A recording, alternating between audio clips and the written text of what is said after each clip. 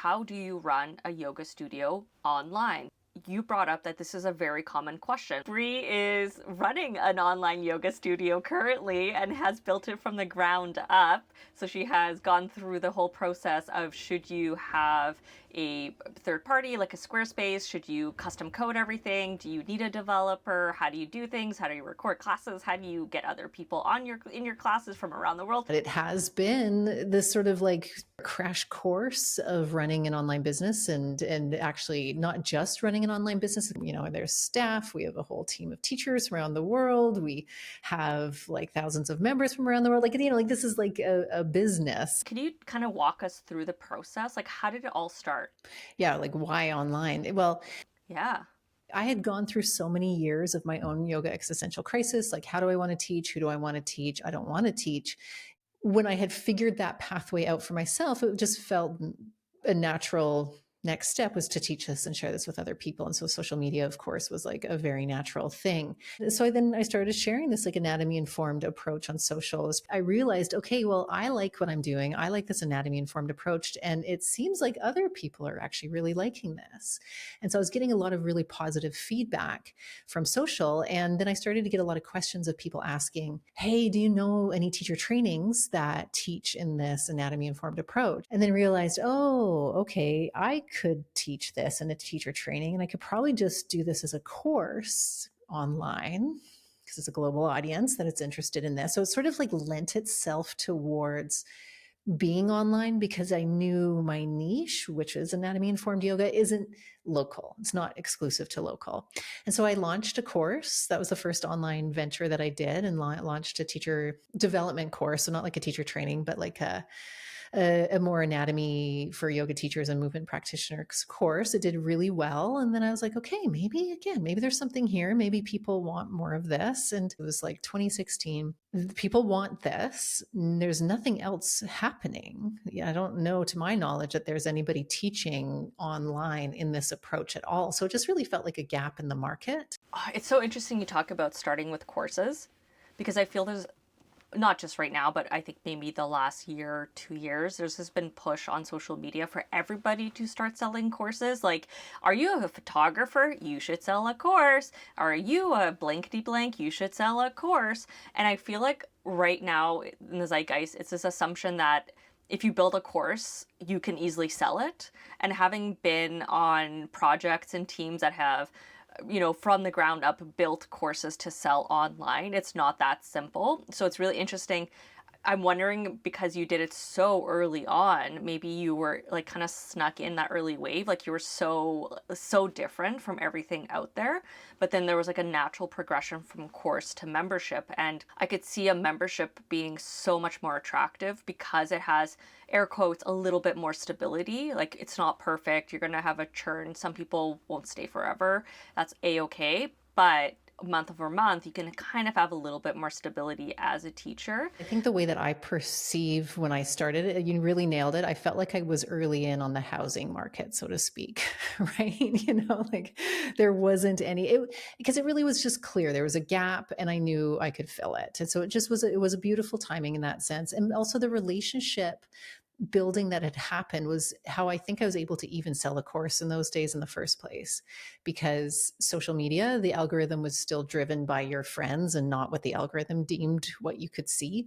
So it was a really cool little sort of online community, still small. I think there was like still a handful, like a couple thousand followers at the time that I had. And I sold really well in that course. So it was just a really neat thing. So just wanted to kind of acknowledge those things too, that there's a timing. And I started to seriously look into, well, the course itself. Yeah, that was around 2016. And I felt like there was only a handful of course platforms they're like a course host platform that you pay money monthly or yearly or whatever it's set up, and you do your course on that. In the business world, there's like lean startup is a term. And so one of the things with like the lean startup is like your MVP, your minimum viable product. And so I didn't know any of these terms at the time, but I sort of just did it and then found out later. But your MVP, your minimum viable product, is sort of not spending as much money, testing to see if these things work. And so by using just whatever platform, hosted. It had its like design limitations, but it was fine. And it took payment and whatnot for everybody. And it hosted my videos. And there was like, you could set your curriculum up really nice. But that minimum viable product showed me that there was enough interest to go and take this business to the next level. Right. So if I had gone all the way into the online studio right off the bat, that would have felt like a lot. I wouldn't have known what I needed and what I wanted. But the course platform that I had at the beginning informed a lot of what I wanted for Heart and Bones for the membership site.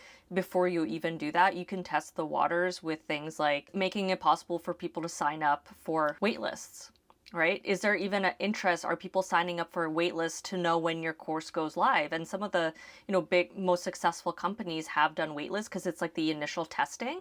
It's quite inexpensive just to have, here's this landing page, enter your email. I'll email you when the course is live. And if no one signs up, please don't launch the course. Just try something else. Websites like Squarespace now also have built-in memberships and courses into Squarespace, which was not a thing. This was like, a couple of years ago, this wasn't even a thing. So it's spectacular to see how technology could easily support someone who is trying to create a very lean online business at this point. It's not free, but it's also not exorbitant. Those were very good points about doing, the wait list, because I completely forgot. And you reminded me that first course, I did exactly that. I did a wait list. I'm like, I'm launching this course.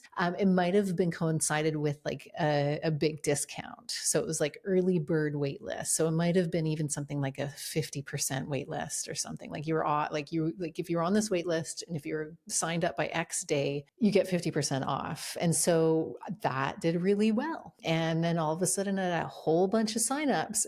The course hadn't even been built yet, but we had a date of launch. And so for me in those days, that worked, that sort of pressure of like, oh, I guess I have to do this course. But then what helped was like, oh, and people want to do it. Cool. Rather than like, slogging behind the scenes, making like, because this, like, especially a course, this stuff takes time. This takes thought. This takes, again, recording your curriculum, all the things combined. And especially in those days when tech wasn't how it is now, the momentum behind knowing that I had interest was really motivating and really empowering. So that was great. The change really happened since 2020. Thank goodness. That's something about the pandemic that helped was that it really created a lot more choice for teachers. So if you're listening to this, thinking about wanting your own online teaching in any capacity, you have, just as you explained with Squarespace, you have so many more options. They're better designed. They're better priced. I think they're more nuanced because I know there's some out there that are very like devoted to yoga teachers and fitness professionals, which which will have its own things that you need rather than. So there's a lot of different options now, which is really great. What popped in my mind is the power of building an email list, right? Because even if, let's say, those people that signed up didn't end up making a purchase, you could revisit and say hello in the future on the next launch. Maybe they didn't get the course, but now that you have an online studio, maybe they'll get the membership. So it builds, an opportunity to talk to like a warm, nurtured market in a sense. So regardless, it's great because you collect the emails. Yeah. So now knowing where the studio is, I can imagine if a yoga teacher is listening to this, they would, enter Heart and Bones and be like, oh my gosh, there's just like so much happening. It could feel almost overwhelming. And both you and I know that that's not where it started. Like now, if you log into Heart and Bones, you'll see that we have a dashboard challenge. We have courses. We have, programs that track you can track your progress and programs. There's just so many little add-ons and custom things that we're doing in response to what we see students needing or what they're asking for. We're really responsive to that. If you had a brand new teacher right in front of you today asking, what should be the first thing I focus on when I launch my online studio? What are some tips that you would give them? I think the MVP thing is a big one. I think that I'm glad we talked about that earlier is because what's your minimum viable product? Don't burn yourself out. Because as we're talking about this, in some ways, it's so funny that When I started this, it was me. It was me. And I think, like I had previously owned a brick and mortar yoga studio. I'm used to responsibility and multitasking and doing a lot of things. That's a lot of my nature, for good or bad, because I've also been burnt out and done too much. And so I don't think as somebody who's used to building things, in a sense, like used to kind of like creating my work, taking that initiative, seeing an opportunity and going, okay, let's try that. Like now I look back and I'm like, oh man, that was a lot. That was a lot. That's wild that I did that. So I would say to the new teacher or the person who's looking to do this, start easy and especially know yourself, know what your strengths are. Like for me, I'm comfortable relatively with technology. I'm relatively, not to say there's been times where I haven't wanted to pull out my hair or like watch a YouTube video on like lighting your video and being like, I don't know, and like things like that for sure. But like there's a point after I sold my studio and was super burnt out before the online studio, and I moved to a new place and I took a documentary filmmaking course like in school, and I'm like, forget about yoga, I'm done, I'm going to be a documentary filmmaker. And so I actually like had gotten some of these skills around filmmaking, and that hilariously though was right at like 2009, so just before, like we were still using like mini DVs, so we hadn't even gotten quite digital at that point. So I still had to have a learning curve into like digital technology. I mean, so like me, I'm comfortable with marketing. I'm comfortable with being in front of a camera. I'm comfortable not being like being also simultaneously being behind the camera. I'm relatively comfortable with that learning curve. I've run a business before. I also look back at how I ran that yoga studio at the tender age of 24 and 25. And I'm like, how did I even, like there's some organizational things that, I've grown into. So there's these things that you're required, because you're required to wear all these different hats. And luckily, the hats that require me, especially at the beginning when I did it all, weren't uncomfortable. They didn't fit too tight, so to speak. But if you're somebody who's like, oh my God, I look at a screen and I want to scream, like I can't, if there's a tech issue, I'm going to flip out. Or if you're somebody who's just like, I'm actually really nervous in front of a camera, whatever it is, like know yourself, and then either like hire if you can. This is the other part of it. So when you're fresh and new, and this is why MVP is so good, because it's like, don't spend money you don't have. But if you're able to find somebody to film for you, if you don't like doing the filming things, if setting up even a super simple drag and drop Squarespace or Wix website overwhelms you, get somebody else to do it. Do an exchange with somebody. Like there's ways to do it, but if the thought of doing it all or doing some of the things that don't mesh with who you are don't fit, you're going to set yourself not up for success. It's funny you say that because I feel like I talk about this with clients as well. You got to pick your battles. You're not going to be great or enjoy everything. So just pick the things that you know you can commit to doing well and reach out for help for other things. There are a couple basic things, as like if you're going to spend money on anything, probably a good mic and making sure you have good lighting, which actually could just be your window, right? Like really nice soft lighting, rather than a dark room with an overhead light, just because it'll help your image so much more. You don't have to buy an expensive mic by any means, but an audio, because the distance from you to your camera could create weird echoes. It could be off. It's just these little things.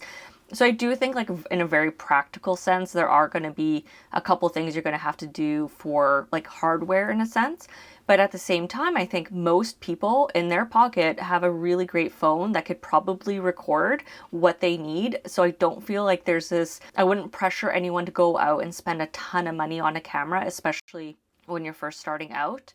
And there's so many great options between your phone and an expensive camera as well. Like I recently bought the DJI Osmo, and it's become my like go-to camera, and it shoots 4K, and it's not a $5,000 camera, it's a $1,000 camera that comes with a mic. Right? So there's these like options along the way. So again, like picking your battles, what am I gonna, I can commit to getting great audio and ask for help to build that website. I agree. Those are the biggest things. Like, especially if you're teaching in front of a camera, wireless mic, wireless mic, wireless mic. The ones that are, and I think the more affordable ones that didn't exist when I was doing it are the Rode Go 2. I think they're like a couple $100. And they're pretty decent quality because when you're that, like what Ula had already said, when you're further away from the camera, and this is what I tell the teachers. So our roster of teachers inside of Heart and Bones, because it's not just me anymore teaching the classes, the recorded classes, I tell some of the teachers who I know don't have expensive cameras, they can use their iPhone or their nicer smartphone.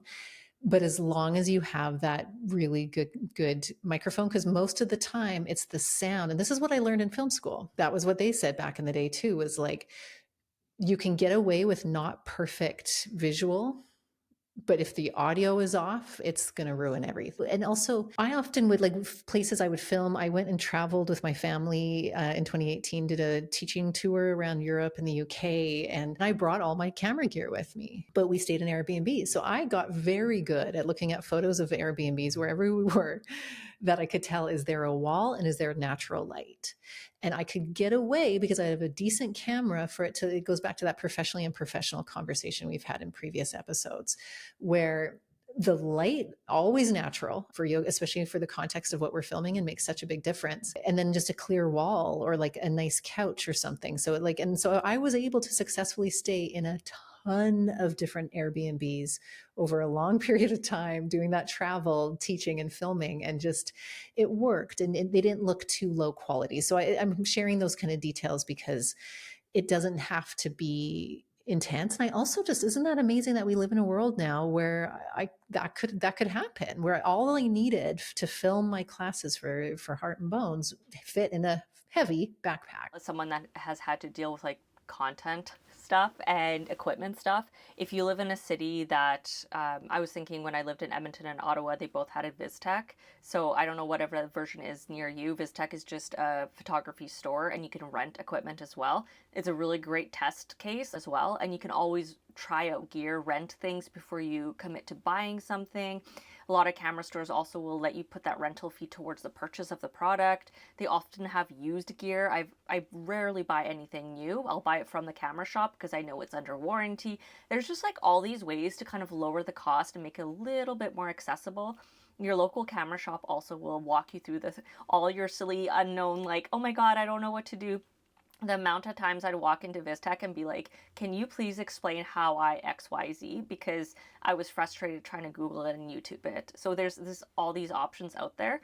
Another one I will say is when you were talking about the Airbnbs, so I'm sure a lot of cities, even for us, have a studio you could rent for a reasonable price. So if you're like, I don't have a nice living room, I can't afford to rent an Airbnb because that's quite expensive, you might be able to get a studio in your area for an hour, for a couple hours, or an afternoon, and those will be set up with backdrops or a clear wall. So if you're organized, you can pop in and get a lot of work done at a really relatively low cost, especially if there's low light, like great light. You might not have to bring in lighting. Yep.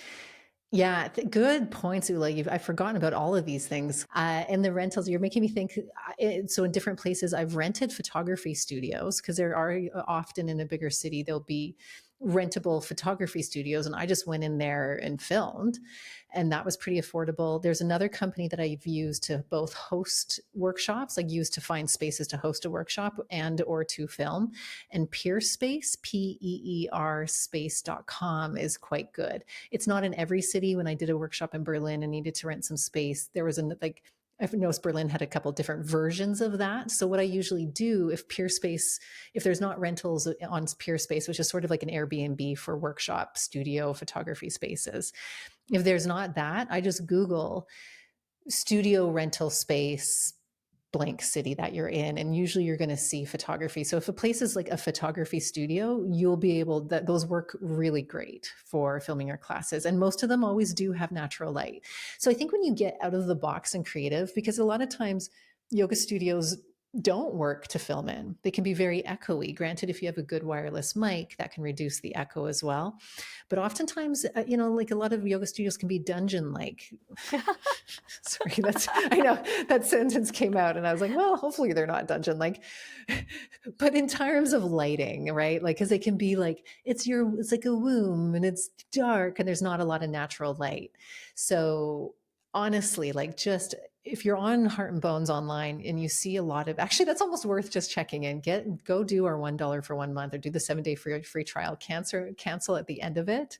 I'll put a link in the Perfect. description. I'll put a Because link with a it's code coupon. absolutely Yeah. worth just going in to see all the different videos that I have taught in. You'll see kind of once the studio for the, like, there was a good number of years, it was always the same studio, and there was just a really nice window. So here's some more technical things.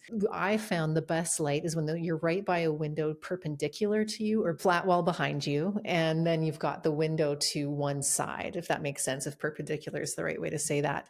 And that was a really nice way to have diffused light from the side. I didn't plan it. That's just how that studio was set up, but it worked out really, really nice. As opposed to sometimes like being right in front of a window. But it depends. It depends. But just don't be shy to try to learn a little bit. That's why also for the camera that I use a Panasonic GH4. I have a GH5 that I got used that I was like, I need to upgrade. And it literally is sitting there collecting dust, which is outrageous. Because the GH4, which is an older model, is still fitting perfectly. What it's nice about that is that you can get your own lenses. And I'm sorry, I'm like Ula's the photographer here, so I'm sure you're like, let me. So I'll, but you get some nice lenses. And so I find if you do want to invest in a camera that's not your iPhone, you don't have to. In this day and age, I think since the pandemic, people are way more forgiving about the quality of camera because again, it's all about the sound. But if you do feel like you want to invest into a little bit of a nicer camera, you can change out the lenses so the quality is a little bit better. You can also, a big part of it is make sure that the viewfinder is able to come out. So if you're doing your own filming, you need to be able to see where you are. So you can frame your shot, so you have to have one that like it'll open out to the side. So hopefully we can, that makes sense. Brie, some cameras you could tether to your own phone and your phone can be your screen. I use this all the time. So my cameras, I have a Sony as my main camera and it doesn't swivel out, not even a new model. I feel zero urge to upgrade. The camera that I bought as well as the DJI, and that my DJI is what I use for my YouTube. I just realized I hated lugging around my camera that I use for photography. I just didn't want to toggle back and forth. I'm primarily a photographer. My secondary thing is video, and I can shoot video on that Sony, but it just was a pain. So I use the DJI, but both of those cameras have an option of you have an app on your phone, it acts as your second screen. So I didn't even have to invest because you absolutely can purchase a screen that would be sitting on top of your camera or beside your camera. You can use your laptop as well. So if you're recording on your phone and you want to use your front facing camera, because you want to see, like you want the best possible image and you cannot see yourself, you can tether that to your laptop. There's all these little like ways you could get around this without purchasing anything extra. But seeing yourself is so important. You can always buy a second screen, or you can always, usually nowadays tether is just Bluetooth technology. Yay. So there is that. It's like I hate tech, and also I get so excited to tell you everything I've learned. I know. Let me teach you what I didn't want to learn. Bingo. And I think we've gone through the trenches of trying to be like, blah, and then it can be as simple. Can we like talk about the actual site? Yeah. I was actually thinking about, now let's say someone does a big batch film and they're like, great, I have 10 classes. I have 10 classes. Is that enough to launch a studio? Like, what is your thought? Like, I'm very like logistics operations minded on this one. You're like, I'm going to have an online studio. How many classes should I have on my online studio if I'm going to be asking someone to pay a monthly membership? Like there's, I guess, so many different approaches to this. Like you can argue it that maybe the promise is 2 new classes a week, or do you launch with 50 classes and don't upload anything new for the next 3 months? I don't know. This is a good question. I think this is a tricky one, and it's going to be individual because It depends, and it depends, and it goes back to like, well, why am I doing, what kind of like, how am I teaching, how do I want people to feel? So it actually goes back even more logistically before how many classes, because it's like, well, what am I teaching? Like, what is this online studio? Is it just a place? Like, I've been teaching classes in my local area, and people always ask for more and they want to be online, so I'm just going to start putting a couple classes online. And if that's the case, then cool, easy peasy, go to get a Squareship website with a membership, or a Vimeo subscription with a membership. And it's like pretty low key and nobody's expecting nice bells and whistles. For me, I knew there's something here and that we can make this into like a very viable business. And so I knew it was going to be bigger. The website, that we can talk about that in another moment, of like the website itself and what platform, because that's another question I get a lot of. But to answer your question, so the way I answered that was more like, well, how do I want the UX, the user experience, to even be? And so absolutely it made, and that's a whole nother answer, but I think it's smart to have a lot of classes on there. How many it was when I first started, I couldn't tell you. That's a great question. I don't remember. Probably at least 20, if not more. Maybe at that time, slowly was doing maybe like every other week or a couple classes sporadically a month, of like, voila, here's a new class, until I sort of found my rhythm and footing. And now there's like literally hundreds of classes with a whole bunch of other teachers as well. So I don't feel like we need to be doing a new class every week. I feel like that's a lot of pressure. I think there's enough of a history and bulk of classes for us for that example. So what we do instead, we'll still do at least like a couple of new classes a month, but not weekly. But what we do instead is actually regurgitate the existing, because there's so much good content that it can, even the people who've been with us from the beginning, thank you if you're listening, we love you for your long time commitment. You're a value member of the Heart and Bones community. But like there's so actually that's so funny. I got there was a comment in one of the classes today from one of our longtime members who literally was like, oh my God, I've never done this class. How have I never seen this? This was so good. So that's actually hilarious timing, because we have now almost too many classes, if there's such a thing.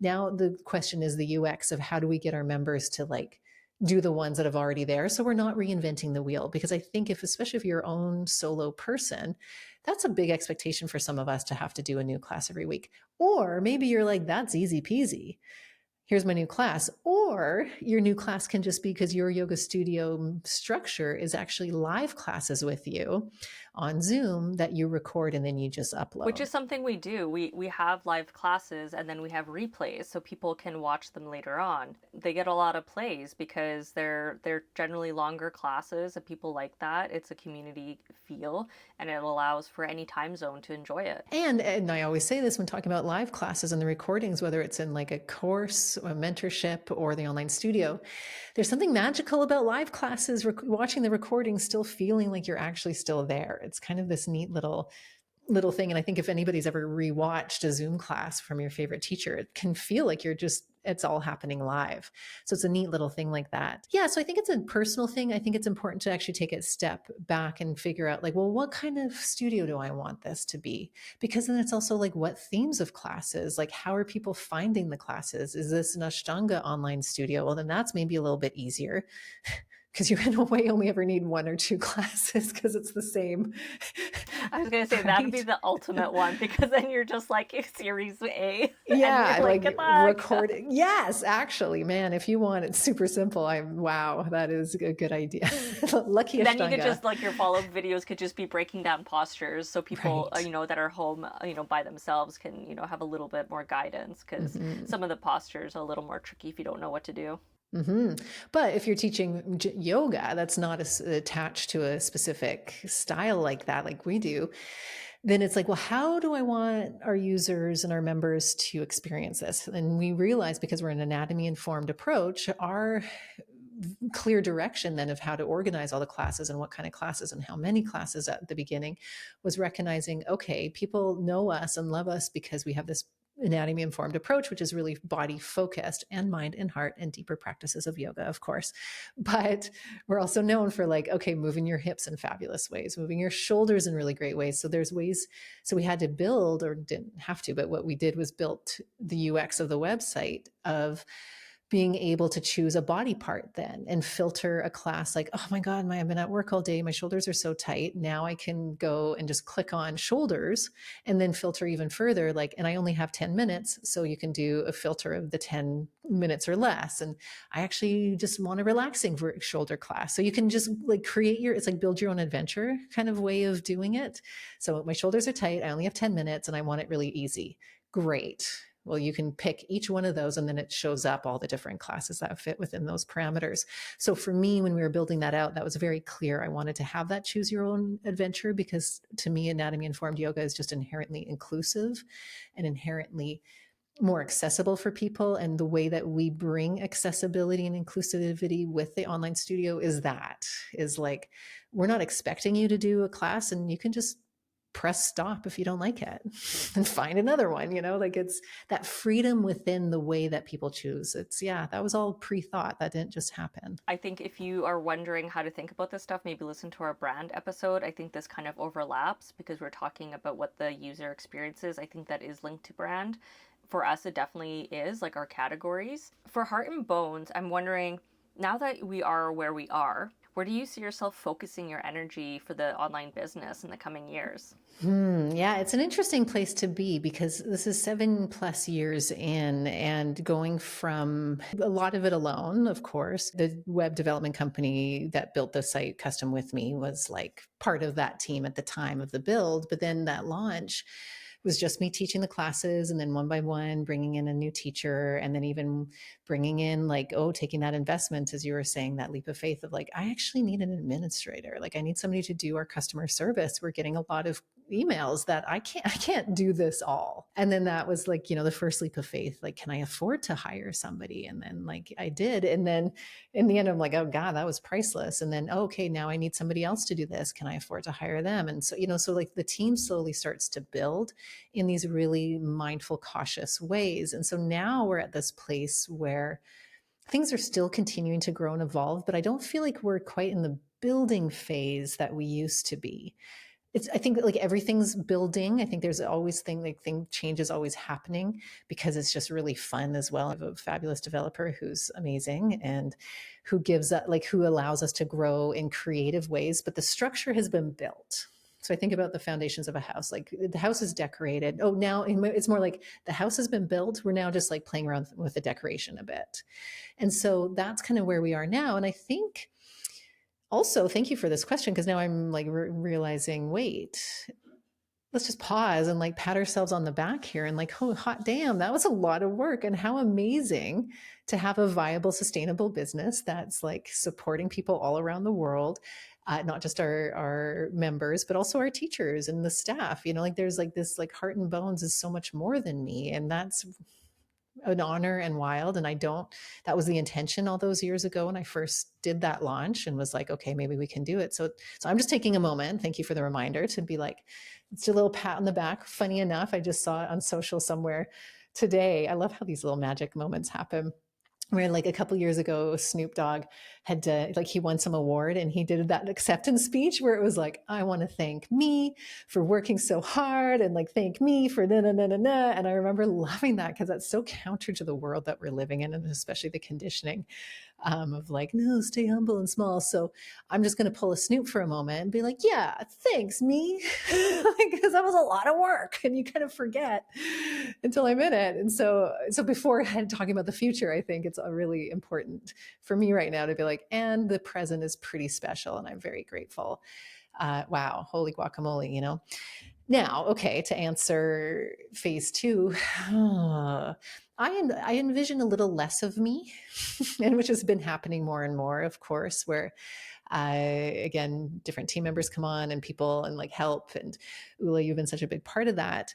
So less of me in the behind the scenes, just a bit more. Like I want to paint, I want to do other things like that. That a lot of years of carrying it on my shoulders for a long time. It's and just doing like back to that conversation of like, what are our strengths? What do we like doing? I sort of had to default and learn to be a cinematographer and a lighting person and a sound person and all that. What came to my mind is two things. First, exactly what you just said, where I think we just had a meeting this week where we're onboarding a new admin person, and we sat down and we thought about what could this admin person do to, I don't even want to say lighten the load for Brie, but kind of, right? Because there's these default things that you do sometimes because you've always done them. And so it's not that you're stepping back from the business, you're actually focusing more on the things that are your strength. So you're going to be more present for, upcoming retreat in Italy. You're thinking about the next phase of teacher training. You're leading a mentorship, yoga teacher mentorship, which I think if you were in the nitty gritty of dealing with inbox emails would be really difficult to do. So I think as there's growth, you bring on the right people in the right seat to handle what they're great at. So we're kind of seeing this kind of funneling, I don't know, maybe niching down, which is great because we're having more experts, or I don't even want to say experts, people excited to tackle things.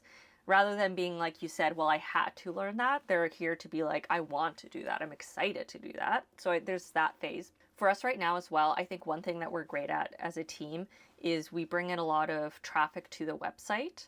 So this is the other part of running an online business. Like, how are people going to find you? You can't just put a sandwich board outside your house. I mean, you could technically, but you know what I mean.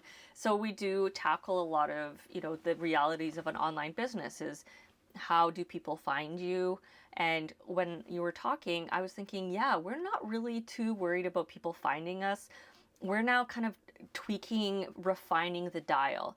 When they find us, do they start a trial? When they start a trial, how long do they stay with us? Why did they leave? What could we do to improve that? And I feel it's just like opened up this brain space, and it's really exciting to get a report from our ops and be like, our not only did we, more people try a trial, but more people stayed after the trial. That's massive, right? Like, that compounded over time is so exciting. And I think if someone's launching an online business outside of the, like, hey, we talked about tech recording, there's the other thing which could be very intimidating, which is like, how do I do marketing? How do I get people to find me? How do I get people to try a trial? This is going to also be a learning process, and you need to be kind to yourself. We had to learn it. You had to learn it. I mean, I got lucky. I stepped in, like you had done that part already, and I kind of swooped in, and I was like, what could I take over? This is great. Well, and especially trial and a lot of error too, in terms of like when we keep talking about outsourcing. So like trying, like, let's try Facebook ads. Oh, maybe I need to try uh, a marketing company and like be official and stuff. And I've done that in various ways. The funniest one was like early, like maybe around 2020. And I was like, oh, maybe I need to work with like, because we're Canadian here. So I was like, oh, what are like maybe a marketing company out of Toronto, like one of the big cities of Canada, they're just going to be better somehow. And I like tried this one, and they were so slick, and they talked such a good talk, and they're like, yeah, and I'm like, cool. And then it was a load of hot garbage and was not worth my time. And literally anytime I haven't tried to attempt that big of an agency type thing, but I was like, this is what you should do if I want to grow my business. Maybe that's what you do. And I think I keep learning over and over, and this is a whole other conversation, I think, in terms of like, running an authentic business, and like, what is growth, what is your brand? And that goes back to our brand conversation too. And oh, yeah, I think anytime for us, yeah, marketing is important for sure. Let's continue to have a beautiful, like, sustainable business. Let's get new customers, and for sure, but how we're getting it, I feel like any time for us, and this, and I have a feeling for a lot of everybody who's listening might be the same, because we're especially talking at different scales too. But for me, anytime I've tried to follow anything in a normative way of like, again, hire the fancy marketing company, spend a lot of money, you can't make money unless you spend money type vibes, it's never worked out. It's never been worth it. But what's always worked out is when we as a team come back to our why, our how, our big picture brand, what's the heart of the heart and bones, and go, well, who are we? How do we want to teach? Because authentic relationships and a feeling of community, even if we never meet on screen or like beyond the screen, having that feeling of like, oh, but I feel like these are real people, and I like that. Like, that's important to us. And that And so when we market towards that, that's when we've had the most success. So I don't know. I say that too, because just sometimes I think people might fall into that trap of like, hire the slick company, do the thing and that. And it might work. And I feel like I see Facebook ads over the years where I'm like, wow, those look like they're doing really well. Ours never did. Okay, so I guess there's like there's a comparison. Easily you can fall Mm, into comparison when you're in any form of business, but I think especially online because we can't see inside what's happening in their business. We can't open the door. We can't walk into their studio literally. I mean, we could sign up and try a trial, but you don't actually know what the numbers truly are. So I would say don't get swept up in what you see others do. Like stick to what you know you're great at, what you're willing to commit to and be consistent with, and be willing to learn over time. If there's anything that I could, I guess, impart on people is just to be a student at all times, because that's how you're gonna have a wonderful online studio is a willingness to learn and try things. yeah. And this is so relevant too, even if you don't have an online studio. I think as you're talking, aside from obviously like the technical filmy stuff, everything else we're talking about is relevant for yourself as a sole proprietor teacher, right? Where you're your own teacher, you're teaching, contracting out at different studios, or maybe you have your own studio, or you have a business that you rent out spaces and teach classes, like however you do it. A lot of this stuff I think still applies. Like, because it's like, how do we build relationships? What kind of business do I want to be? I don't want to just be, especially online for us, like I don't want to be just some like fancy faceless or not faceless, but fancy like welcome to Heart and Bones. And like it feels like this like exclusive vibe or something. It's like, nah, like feel good, show up as yourself. It's great. And and again, I have a feeling if you're listening to this and if you're listening to us, you probably are of similar minds. And so it's just like, how can I make community? How can I reach out to people? How can I create great experiences in my classes and studio, whether it is online or whether it is in person? So I'd say the homework here is very similar to our brand episode. I think you need to sit down and really journal this out. Save yourself a lot of pain. Just journal out what this could look like for you before you commit to anything. Start a wait list, learn from that, and definitely listen to our brand episode. Yeah, and then okay, well, here's some helpful prompts that for to journal. So let's narrow this down for everybody because we've talked a lot about some fun, far-ranging things, but some of the journal prompts off the top of my head that could be, it's like, and this goes back to I say this all the time, is like, who do I want to teach? How do I want to teach? Why do I want to teach it? Get as detailed as possible. Write that down. Like don't be like, oh, because it feels nice, I want people to feel good. Well, how do you want people to feel? Like what is feeling, literally tell us, like what is feeling good? What does that look like for your students and your people? And then bring that into like, okay, as a business, as an online studio and an in-person studio, whatever it might be, how do I want people to feel? Give yourself a healthy timeline. Give yourself the permission to be a student and learn and and get it off the ground, because to me what you've built with Heart and Bones is just so beautiful. It's impacted so many people, and I think you also have a very long-term mindset with it. Like you've always thought about the future, and you don't make decisions about, let's do this because we need it to happen tomorrow. You think about, why should I invest in having a custom coded website? That's a big future thought. And I think that just comes through giving yourself timeline, giving yourself the permission to think about these things. That was really long-winded.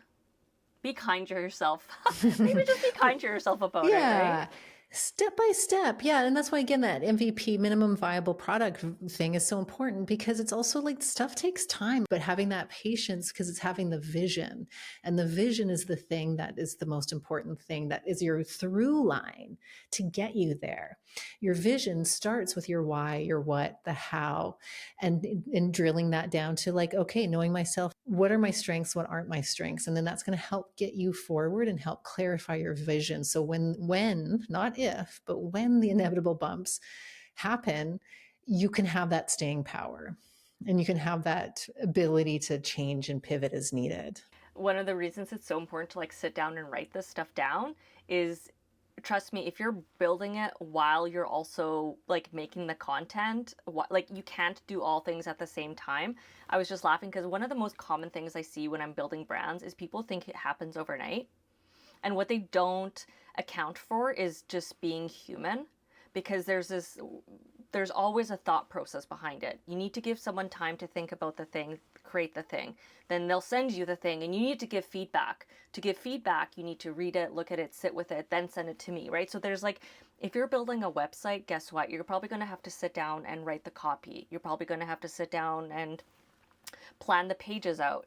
Right? We get so excited. We're like so excited. We're like chomping at the bits to get this thing going, and then you stumble. So I guess that's part of that, like give yourself time, because you're going to realize you missed a step or you forgot something, and it's just the reality of having a business. You get excited and you're running as you're building. Yeah.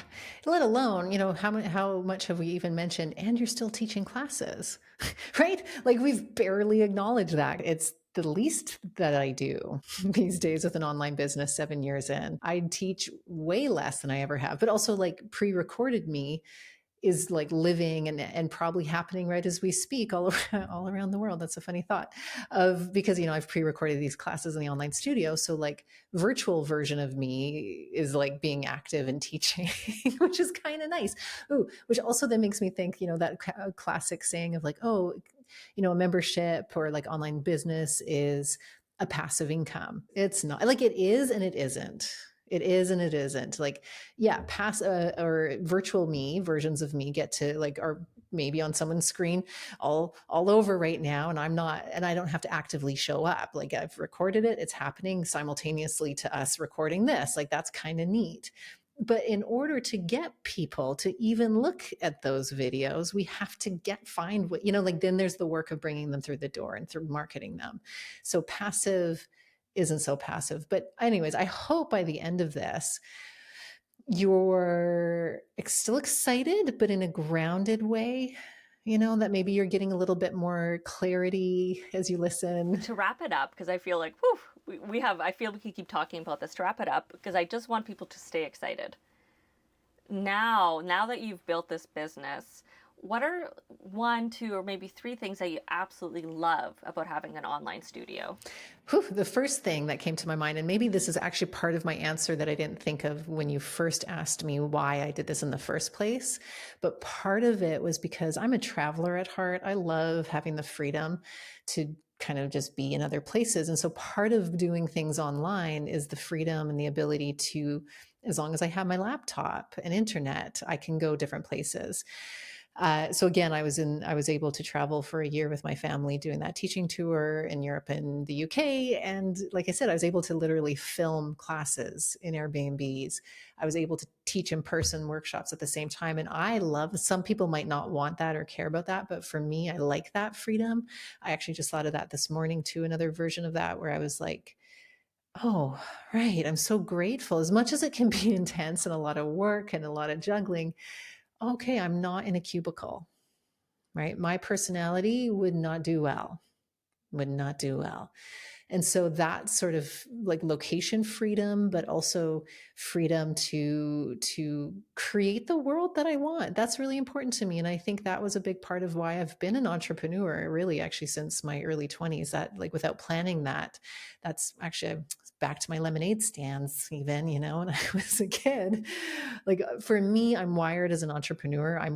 Risks work for me, that multitasking, the overworking, the less working, all the things that entrepreneurial life requires you to do. I'm okay with that. And so I love that it gives me that freedom. So I guess in a long-winded way, the answer is freedom. But again, hard one. It's not like you just opened the doors and thousands of people came in and right now I'm sitting on my pile of money eating bonbons. Like, I'm still working a full-time job, ultimately doing this in a lot of ways, but it's not in a cubicle. Your full-time job, but one that you created for yourself, so you have some freedom. There we go. A lot. Right? Like, a lot of freedoms. It's your choices, right? Yeah. Oh, I love that. So if you guys love this conversation, we have already a backlog of podcasts that you can listen to. We're gonna be coming out more with this content, and of course, Brea is leading a mentorship and yoga teacher training. Yeah, the mentorship is well, again, depending on when anybody's listening to this, but it'll either be a recording that we were looking at letting it be a recording that you can watch later, or we might offer another mentorship in early 2026. 2026, because it's currently happening right now. Again, depending when you're listening to this, we do a teacher training online yearly. So that's 200 and 300 hour combo, really anatomy informed, focused online. We've been running that teacher training for the last 8 years now, 7+, or like this is, yeah, we've just completed Every our year we 7th. forget. I know, because So it many. just, I know, so many years. And that's also wild too, like amazing, because that was kind of a radical leap of faith at the time. Who does a yoga teacher training online? There weren't that many. I still don't know how many there are, but especially in those days, that was not common. And there was a lot of bias against it because it's like, well, how good of a teacher training if it's just online? And that's a whole other episode that we could probably talk about, actually, because there's pros and cons to both in person and online. But somehow we've been able to keep doing it, and it's successful and people get a lot out of it. So if you're a teacher who's like, just, when you listen to us talk and you're just getting a yes and you're like, I like this approach. And if you want to teach more anatomy informed, inclusive practices, and like, then this is your thing. And then it's so accessible because it's from your own home and you get lifetime access and you get these calls with us. And yeah, so it's great. So anyways, go check Heart and Bones. And we're also looking to do more teachery things as well. So stay tuned of like kind of more teacher offerings because it's helpful. I'm going to put a bunch of links in the description. I promise I will include a coupon code so you can try us out. You can jump into the studio because there's also a lot of great things already for teachers within the studio. We have a lot of move and learn classes, so you can learn from Brea already before you have to even commit to a 200 or 300